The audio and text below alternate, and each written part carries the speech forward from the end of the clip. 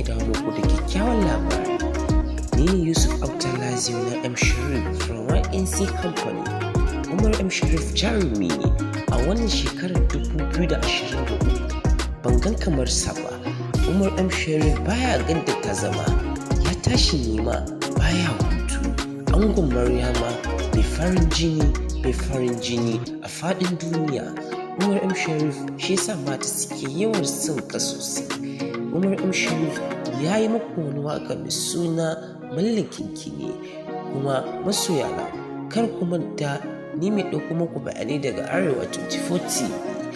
Ku je tasha na ku yi sacin Yusuf Auta Lazio da kuma subscribe kuma ku danna min karara da zarar labarin mu na shigowa za ku ji ta daga baki na. Umar Shareef zai ci gaba da bugo muku sababbin waƙoƙinsa kuma zai nishaɗantar da ku.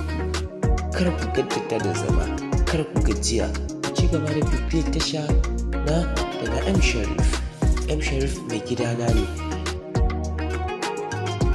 Taka lafiya Umar Shareef, makiyinka fadawanka.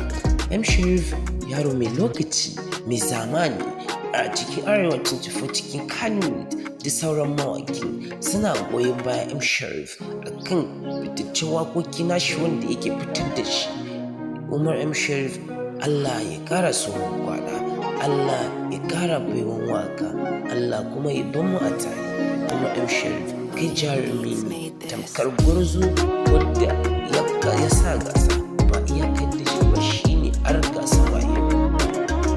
Masoyana ku je YouTube channel din Yusuf Auta Lazio da ku yi downloading din sabuwar wakansa wanda yi wa Umar Shareef a wannan shekarar 2023 mai suna an fi sallaci Umar Shareef, da kuma wani sabuwar wakansa da ya rera ma Shareef mai suna gaba gabari.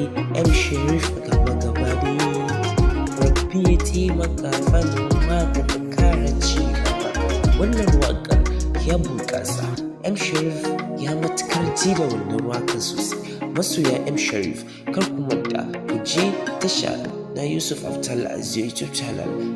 Gani nan zuwa gare ku ɗan kannywood na Arewa.